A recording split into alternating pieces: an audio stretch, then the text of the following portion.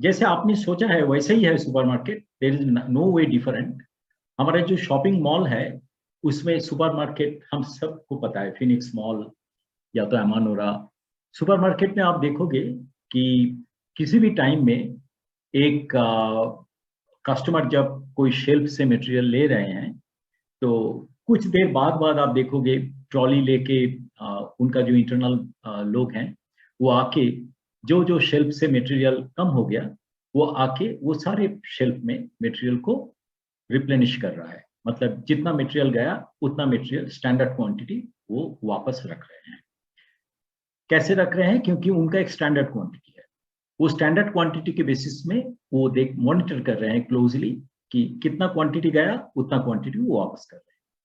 Supermarket का terminology वहां उधर से ही आया है, लेकिन सुपरमार्केट कहां पर अप्लाई होता है, कैसे अप्लाई होता है, इसके लिए आप थोड़ा सा ये पिक्चर को देखिए।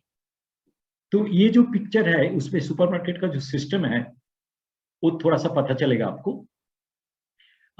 मानिए कि हमारा जो सेल्स है, सेल्स बिल या तो इनवॉइस के आधार पे ABCDE, ठीक है। तो ये हमारा एक स्टैंडर्ड जो क्वांटिटी है, ए का, बी का, सी का, डी का, ई का, ये डिलीवरी का, जैसे हाइजुंका का बारे में हम लोग जो सुना है अभी, वो मिक्स है। माने कि ये मिक्स में अभी डिलीवरी हो रहा है।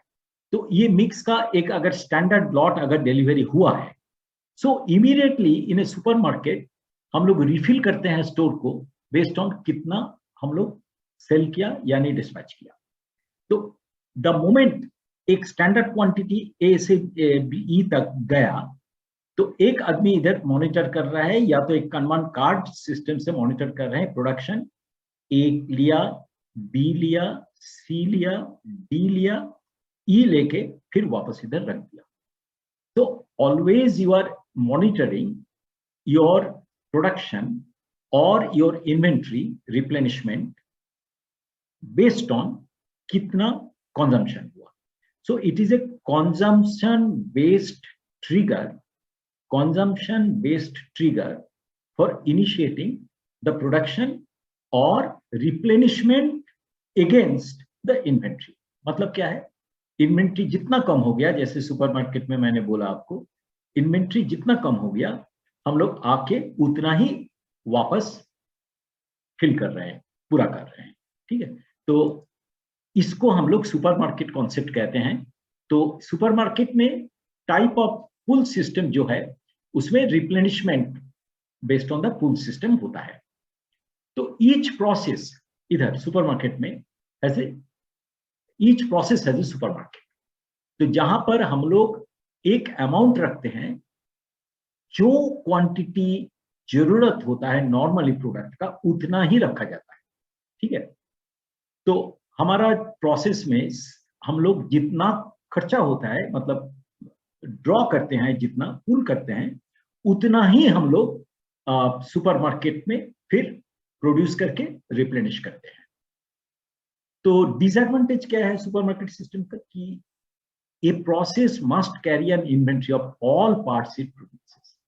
तो सुपरमार्केट में हम लोग जैसे बार बार बोल रहे हैं कि लीन में इन्वेंट्री या तो स्टॉक को कम करना है, so that the profit actually goes up and the manufacturing cost should not go up, ठीक है। सो इन दैट केस हमारा सारे पार्ट का अगर एक इन्वेंट्री या तो स्टॉक मेंटेन करना है तो that naturally we don't want, तो which may not be feasible if the number of parts are very large. ये डिफिकल्ट भी है। जैसे हम लोग रनर रिपीटर स्ट्रेंजर के बारे में बात किया है ऑलरेडी कि रनर रिपीटर चालू आइटम है, लेकिन स्ट्रेंजर का जो आइटम है वो कभी कभार काम में लगता है, तो उसको प्रोड्यूस करके रख देने का कोई जस्टिफिकेशन नहीं है क्योंकि वो रह जाता है सिस्टम। तो उस केस में हम लोग क्या करते हैं, pull system, supermarket pull system में इधर हम लोग इसको कहते हैं सीक्वेंशियल पुल सिस्टम। जहां बहुत ज्यादा अगर पार्ट्स हैं, पार्ट नंबर है, उधर सीक्वेंशियल पुल सिस्टम करते हैं हम लोग। मतलब हम लोग मेड टू ऑर्डर थोड़ा एडवांस में प्लानिंग करके हम लोग डिसाइड कर लेते हैं जैसे हम लोग हाइजूम का में हम लोग डिसाइड किए हैं कि वैरायटी मिक्स कैसा होगा, तो उस हिसाब से हम लोग एक फीड करते हैं सुपरमार्केट सिस्टम में कि सीक्वेंशियली कौन कौन सी पार्ट हम लोग पुल करें। तो उससे डिसाइड होता है कि राइट मिक्स क्या है और कितने क्वांटिटी प्रोड्यूस करना है। तो हम लोग उस केस में बहुत ज्यादा पार्ट प्रोड्यूस नहीं करते हैं। क्या करते हैं हम लोग, जो पार्ट राना या तो रिपीटर है उसका स्टैंडर्ड क्वांटिटी रख देते हैं, और स्ट्रेंजर क्वांटिटी को जब जरूरत है वो पहले से हम लोग डिमांड प्लेस किया जाता है, उसके आधार पर प्रोड्यूस करके उधर रखा जाता है और डिलीवरी दिया जाता है along with the Rana run repeater. तो इसको कहते हैं थोड़ा सा हम लोग हाइजूम का बॉक्स हम लोग यूज करते हैं इस केस में। और वो नॉर्मली शिफ्ट के शुरुआत में ही हम लोग सुपरमार्केट में जो प्रोड्यूस होगा वो हम लोग डिसाइड कर लेते हैं और उस हिसाब से हम लोग उसको डिलीवरी भी देते हैं। इसके लिए काफी स्ट्रॉन्ग प्रोडक्शन प्लानिंग की जरूरत होता है और 80-20 रूल को अप्लाई करते हैं। तो डेली जो प्रोडक्शन वॉल्यूम है उसमें अगर माने कि by part number 20% of the parts 20% of the part 80% volume को इंडिकेट कर रहे हैं, तो उस केस में हम लोग 3 हिस्सा में बांट देते हैं।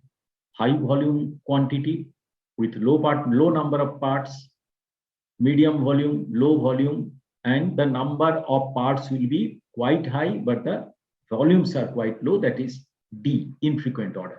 जैसे मानिए कि मेंटेनेंस डिपार्टमेंट ने एक रिक्वायरमेंट प्लेस किया for a replacement against a spare, कभी कभार होता है वो, तो उसके लिए तो स्टॉक करने का कोई जरूरत नहीं है। तो उन लोग क्या करते हैं उस केस में, एक कैपेसिटी रिक्वायरमेंट को ब्लॉक करके रखते हैं। सुपरमार्केट का जो एसोसिएटेड मशीन है उसका, मानिए कि एक बॉटलनेक मशीन है, उसके कैपेसिटी ब्लॉक करके मानिए कि 5% टाइम, तो वो 5% टाइम में जो स्टैंडर्ड रिक्वायरमेंट में आएगा वो हम लोग प्रोड्यूस करके उनको दे देंगे। और क्योंकि ये शेड्यूल डी टाइप का और सी टाइप का पहले दिया जाता है, उसको उसके लिए प्रोडक्शन प्लानिंग करना आसान होता है। तो सुपरमार्केट जो पुल सिस्टम है उसमें एक पॉइंट हम लोग सीखा कि उसमें पुल के अगेंस्ट में जितना मटेरियल लिया जाता है उसके अगेंस्ट में इमीडिएटली हम लोग प्रोड्यूस कर सकते हैं। वो एक ट्रिगर पॉइंट है प्रोडक्शन प्लानिंग का। दूसरा जो हमने सीखा कि जहां पर कभी कभार जो पार्ट लगता है उसका प्रोडक्शन प्लानिंग अगर पहले से दिया जाता है तो उसके लिए वो अवेलेबल जो कैपेसिटी है जो रखा गया है एक्स्ट्रा कैपेसिटी रिजर्व करके उधर हम लोग टाइप सी टाइप डी को एलोकेट कर सकते हैं। तो ये जो है ये मिक्स्ड पुल सिस्टम कहते हैं।